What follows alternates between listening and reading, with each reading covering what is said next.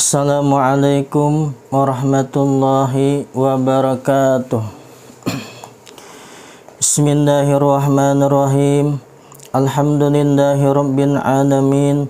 Allahumma salli wa sallim ala sayyidina Muhammadin miftahi rahmatillah adada fi ilmillah salatan wa salaman daimaini bidawami mulkillah wa ala alihi wa sahbihi adada kulli dzarratin alfa marrah. Wa qala al-musannifu rahimahullahu ta'ala wa nafa'na wa bi'ulumi fid dharain amin. Subhanaka la ilma lana illa ma 'allamtana innaka antal alimul hakim. Wa la haula wa la quwwata illa billahil aliyyil azim. Rabbi syrah li sadri wa yassir li amri wahlul 'uqdatam min lisani yafqahu qawli. Rabbi zidni ilma warzuqni fahma walhamdulillahi rabbil alamin. Alhamdulillah, marilah sama-sama kita bersyukur kepada Allah Subhanahu wa taala, di mana Allah Subhanahu wa taala memberikan nikmat kepada kita, nikmat kesehatan badan, panjang umur, terutama lagi nikmat iman dan Islam. Mudah-mudahan senantiasa iman dan Islam tertanam di hati kita sampai akhir hayat, amin ya rabbal alamin. Dalam kesempatan ini marilah sama-sama kita mempelajari tentang ilmu Allah Subhanahu wa taala. Di antara ilmu yang diwajibkan oleh Allah Subhanahu wa taala dan Rasulullah sallallahu alaihi wasallam adalah mempelajari tentang ilmu tauhid. Dalam kesempatan ini kita akan mempelajari tentang masalah ilmu tauhid. Wa qala al-musannifu rahimahullah ta'ala, bismillahirrahmanirrahim. Alhamdulillahi wahdah, wassalatu wassalamu ala nabiyya ba'dah, wa ala alihi wa sahbihi wa mawalah, amma ba'd.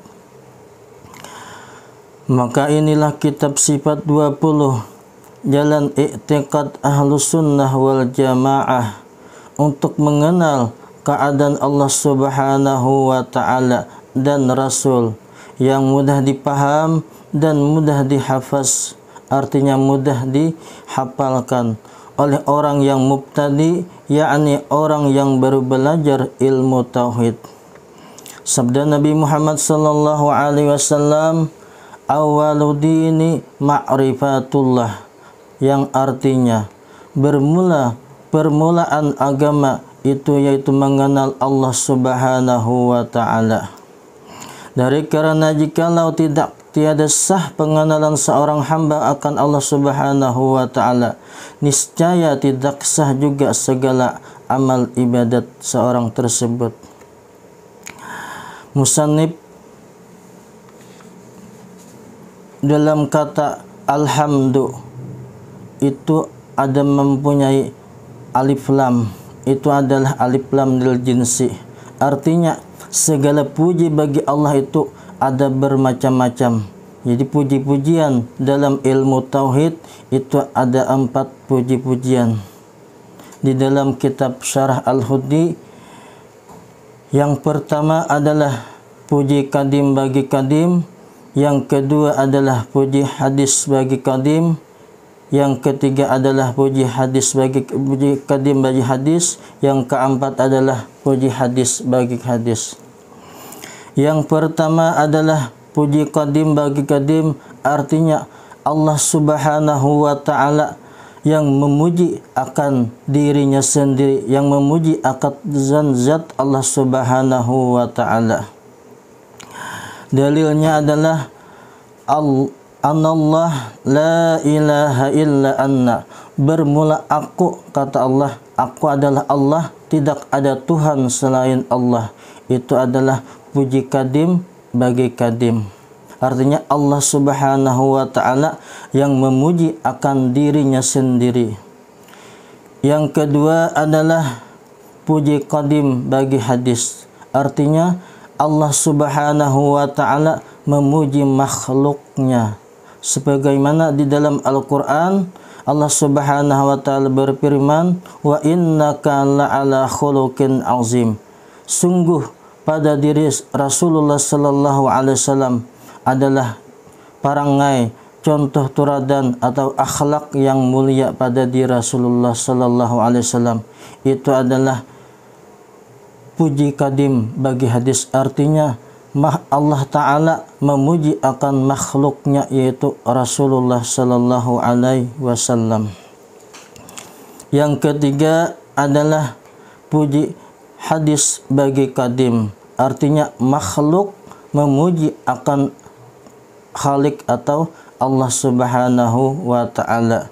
Artinya makhluk ciptaan Allah Subhanahu wa Ta'ala memuji akan Sang Khalik atau yang menciptakan makhluk, yaitu Allah Subhanahu wa Ta'ala. Seperti di dalam surah Fatihah atau tasbih atau takbir, itu adalah ucapan puji-pujian kepada Allah Subhanahu wa Ta'ala. Contohnya alhamdulillah, segala puji bagi Allah, subhanallah, maha suci Allah, Allahu Akbar, Allah Ta'ala maha besar. Itu ucapan adalah puji-pujian untuk Allah Subhanahu wa Ta'ala, dinamakan puji hadis bagi qadim. Yang keempat adalah puji hadis bagi hadis, artinya manusia atau makhluk Allah Subhanahu wa Ta'ala memuji kepada makhluk Allah, artinya sesama ciptaan Allah Subhanahu wa Ta'ala atau sesama manusia. Itu dinamakan puji hadis bagi hadis, artinya sesama makhluk, sesama ciptaan Allah Subhanahu wa Ta'ala memuji. Itulah puji-pujian yang terbagi empat, yaitu yang pertama puji kadim bagi kadim, puji kadim bagi hadis, puji hadis bagi kadim, dan puji hadis bagi hadis. Terus kita lanjutkan, maka adapun syarat mengenal Allah Subhanahu wa Ta'ala yaitu adalah 3 perkara. Jadi syarat kita mengenal Allah itu ada 3 perkara. Yang pertama syaratnya adalah dengan yakin, yaitu jangan ada lagi menaruh syak dan zan dan waham. Jadi di dalam hati kita jangan ada lagi menaruh syak, zan atau waham. Yakin kita bahwa Allah Subhanahu wa Ta'ala itu adalah Tuhan kita.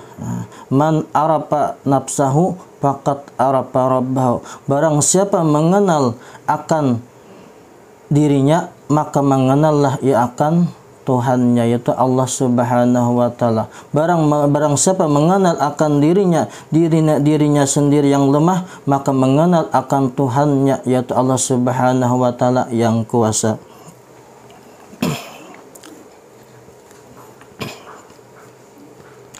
Yang kedua, syarat kita mengenal Allah Subhanahu wa Ta'ala adalah muwafaqat dengan hak, yakni bersetuju dengan hukum yang benar.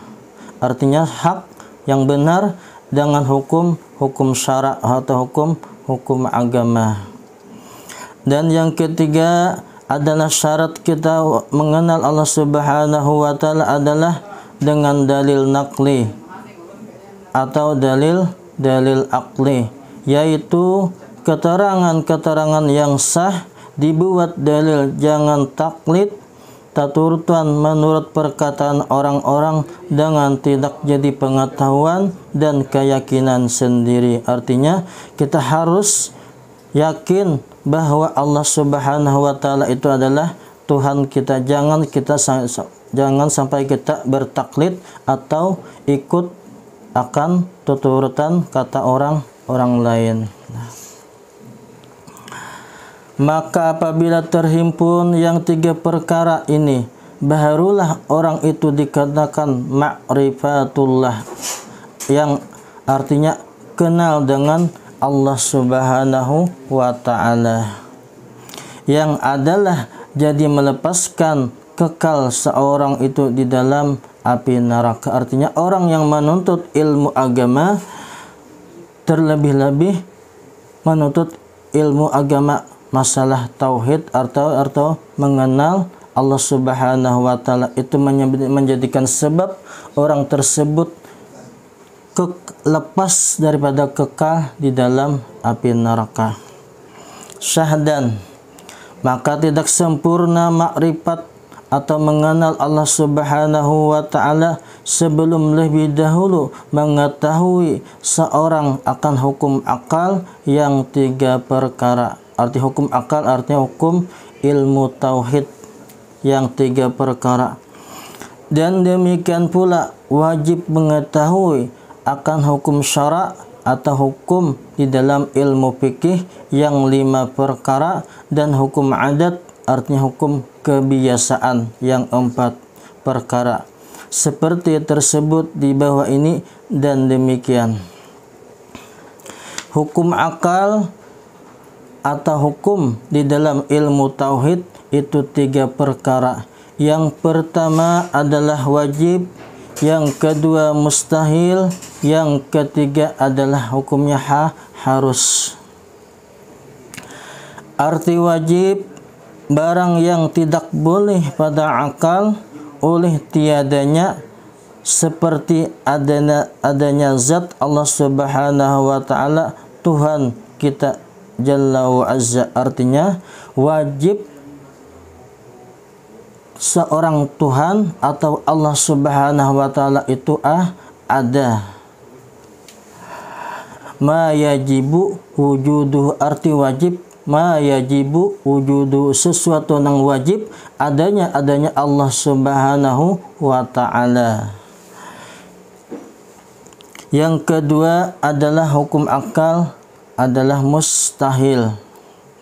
Artinya barang yang tidak boleh pada akal oleh adanya, seperti ketiadaan adanya Allah Subhanahu wa taala atau bersyarikat Allah dengan yang lainnya.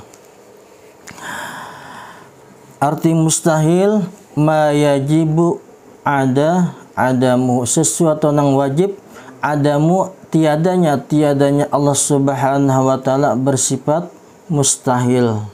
Karena sifat wajib bagi Allah Subhanahu wa taala itu ada 20, dan yang mustahil bagi Allah Subhanahu wa taala ada 20, dan yang harus ada 1. Nah. Yang ketiga, hukum akal atau hukum dalam ilmu tauhid adalah harus. Artinya barang yang sah pada akal oleh adanya dan tiadanya, seperti berbuat Allah Subhanahu wa taala bagi sekalian mungkin atau meninggalkannya. Artinya harus adalah ma la yajibu wujuduhu wa adamuhu, sesuatu yang tidak wajib bagi Allah Ta'ala mengadakan dan meniadakan. Itu artinya harus di dalam hukum akal. Ma la yajibu wujuduhu wa adamuhu, sesuatu yang tidak wajib bagi Allah Subhanahu wa ta'ala mengadakan ataupun meniadakan. Contoh daripada hukum akal harus seumpamanya hamba Allah Ta'ala berikhtiar yang sakit dengan ikhtiarnya adalah minum obat. Jadi Allah Ta'ala mengharuskan, hukumnya harus menyembuhkan seorang hamba dengan ikhtiar perantara meminum obat ataupun tidak menyembuhkan hamba tersebut dengan perantara meminum obat. Artinya hukumnya harus saja bagi Allah Subhanahu wa taala menyembuhkan orang sakit atau memasukkan orang yang maksiat ke dalam surga. Hukumnya harus. Adapun hukum syara' ada 5 perkara. Artinya hukum syara' hukum di dalam ilmu fikih. Karena Rasulullah sallallahu alaihi wasallam bersabda, talabul ilmi faridatun ala kulli muslimin wa muslimatin. Menuntut ilmu itu wajib atas tiap muslim laki-laki ataupun muslim perempuan. Di dalam kata ilmu itu kita diwajibkan menuntut ilmu itu ada 3 macam. Yang pertama adalah menuntut ilmu tauhid untuk mengetahui Allah Subhanahu wa taala, untuk mengetahui sifat wajib bagi Allah, untuk mengetahui sifat mustahil bagi Allah, untuk mengetahui sifat harus bagi Allah Subhanahu wa taala. Itu dengan cara kita mengetahui tentang ilmu tauhid kepada Allah Subhanahu wa taala. Yang kedua, kita diwajibkan menuntut ilmu adalah masalah ilmu fikih. Ilmu fikih gunanya untuk melaksanakan atau tata cara kita beribadat kepada Allah Subhanahu wa taala. Bagaimana tata cara kita sembahyang, bagaimana tata cara kita berwudu, bagaimana tata cara kita beristinja dan lain sebagainya. Itu adalah hukum fikih atau ilmu fikih. Yang ketiga adalah kita diwajibkan menuntut ilmu masalah tasawuf atau akhlak atau budi pekerti atau tata krama, adab sopan santun, perilaku yang akhlak mulia atau untuk beribadah kepada Allah Subhanahu wa taala dengan kita berakhlak, dengan cara kita berpakaian yang rapi karena kita menghadap Allah Subhanahu wa taala. Bagaimana akhlak kita kepada guru, bagaimana kita akhlak kepada sesama kawan, bagaimana akhlak kita kepada orang tua dan lain sebagainya. Itu yang kita diwajibkan oleh Rasulullah sallallahu alaihi wasallam menuntut ilmu agama. Yang pertama tadi adalah kita diwajibkan menuntut ilmu masalah ilmu tauhid. Yang kedua adalah ilmu fikih, yang ketiga adalah ilmu tasawuf atau akhlak. Jadi hukum syara itu ada 5 perkara. Yang pertama adalah hukumnya wajib. Artinya barang yang diberi pahala jika memperbuat dia dan disiksa jika meninggalkan dia, seperti sembahyang 5 waktu ataupun berpuasa di bulan Ramadan, mengerjakan ibadah haji, itu adalah hukumnya wajib dalam hukum syara atau dalam ilmu fikih.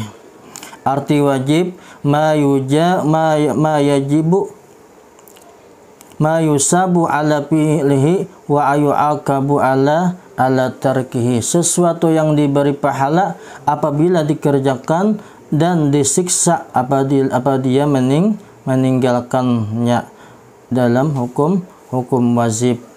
Seperti di kasalah itu meninggalkan sembahyang, maka hukum meninggalkan sembahyang adalah mendapatkan dosa atau disiksa oleh Allah Subhanahu wa taala. Yang kedua adalah hukum syara adalah sunnat. Artinya barang yang diberi pahala jika memperbuat dia dan tiada disiksa jika meninggalkan dia, seperti bersedekah sunnah ataupun berpuasa sunnah, dan salat tarawih juga termasuk daripada sunnat. Arti ta'rif daripada sunnat artinya ma yusabu ala fi'lihi wa la yu'aqabu ala tarkihi. Sesuatu yang diberikan pahala apabila dia mengerjakannya dan tiada disiksa apabila dia meninggalkannya. Itu adalah hukumnya sunnah. Seperti bersedekah, berpuasa sunat seperti Senin Kamis, Ayamul Bid, itu adalah hukumnya sunnat. Yang ketiga adalah hukum syara adalah haram. Artinya barang yang diberi pahala jika meninggalkannya, dan disiksa jika memperbuat dia, seperti main judi dan mencuri. Artinya haram hukumnya apabila mengerjakan perbuatan tersebut. Apabila dia mengerjakan, maka akan disiksa oleh Allah Subhanahu wa ta'ala. Dan apa dia meninggalkan, ia mendapatkan pahala daripada Allah Subhanahu wa ta'ala. Arti haram ma yu'aqabu ala fi'lihi wa yusabu ala tarkihi. Sesuatu yang diberikan pahala bagi orang yang meninggalkan daripada perbuatan haram, dan disiksa bagi orang yang mengerjakan perbuatan haram, seperti judi, mencuri, merampas hak milik orang lain. Itu termasuk daripada perbuatan yang diharamkan Allah Subhanahu wa ta'ala. Yang keempat adalah hukum syara adalah makruh. Artinya barang yang diberi pahala jika meninggalkannya, dan tiada disiksa jika memperbuat dia. Seumpama memakan bawang mentah dan minum merokok, atau artinya merokok. Merokok adalah termasuk perbuatan atau pekerjaan yang dimakruhkan Allah Subhanahu wa ta'ala. Artinya makruh ini segala perbuatan yang dibenci Allah Subhanahu wa ta'ala. Artinya ma yusabu ala tarkihi wala yu'aqabu ala fi'lihi. Sesuatu yang diberikan pahala apabila dia meninggalkan perbuatan makruh, dan tiada disiksa apabila dia mengerjakannya. Itu adalah hukumnya makruh. Dan adapun yang kelima, hukum syara adalah mubah. Artinya harus, yaitu barang yang tiada diberi pahala jika memperbuat, dan tiada disiksa atas meninggalkannya, seperti makan dan minum. Jadi hukum makan dan minum itu adalah hukumnya mubah atau harus. Artinya ma la yusabu ala fi'lihi wa la yu'aqabu ala tarki. Sesuatu yang tidak diberikan pahala apabila mengerjakannya, dan tiada disiksa bagi yang meninggalkannya. Itu adalah harus. Seumpama tadi adalah makan dan minum.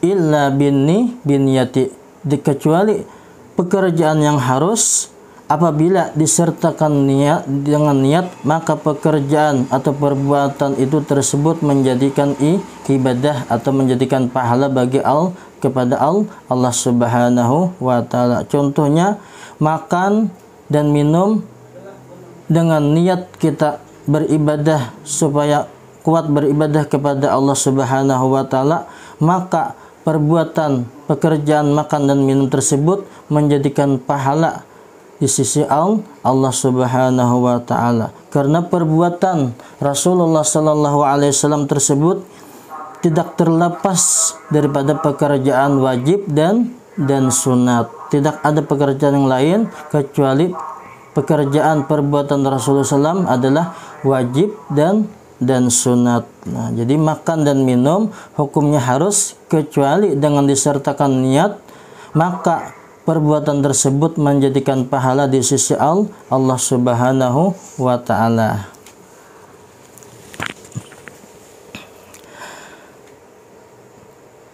Hukum adat ada 4 perkara. Arti adat itu kebiasaan yang kita perbuat, yang kita lakukan. Nah, jadi hukum adat ada 4 perkara. Yang pertama adalah mengikut ada dengan ada, seperti keadaan adanya kanyang dengan adanya makan. Yang pertama adalah hukum adat kebiasaan adalah mengikut ada dengan ada, seperti keadaan adanya kenyang dengan adanya makan. Artinya dengan sebab kita memperbuat perbuatan tersebut maka timbullah perbuatan. Contohnya dengan kita makan maka adanya kenyang. Itu hukum adat yang pertama, artinya kebiasaan. Apabila kita makan maka timbullah merasa kenyang, artinya kada lapar lagi. Itu hukum adat.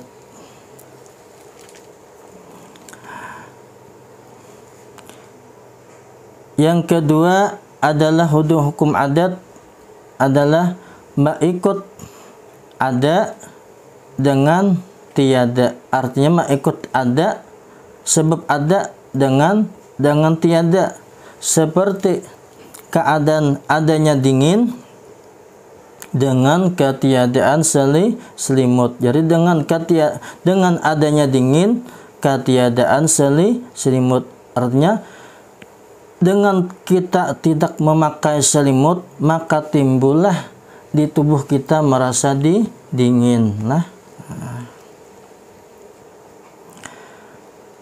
Yang ketiga adalah mengikut tiada dengan ada. Mengikut tiada dengan ada. Seperti keadaan tiada haus dengan adanya air. Dengan keadaan tiada haus dengan adanya air lah. Itu yang ketiga.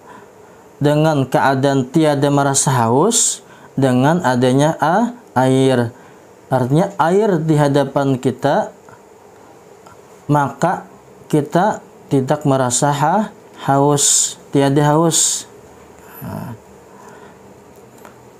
Yang keempat, mengikut tiada dengan tiada. Artinya seperti ketiadaan kenyang dengan ketiadaan makan. Artinya dengan kita tidak makan maka dengan ketiadaan makan maka tiadalah, artinya tidak merasa kenyang. Mungkin ini saja yang disampaikan. Mudah-mudahan ada barakah dan manfaatnya. Mudah-mudahan kita diberikan keyakinan yang kepada Allah Subhanahu wa taala sempurna iman kita, dan mudah-mudahan kita diberikan husnul khatimah dan mendapatkan syafaat daripada Rasulullah sallallahu alaihi wasallam. Amin. Amin ya rabbal alamin. Kurang lebih mohon maaf jika ada salah kata. Saya akhiri. Assalamualaikum warahmatullahi wabarakatuh.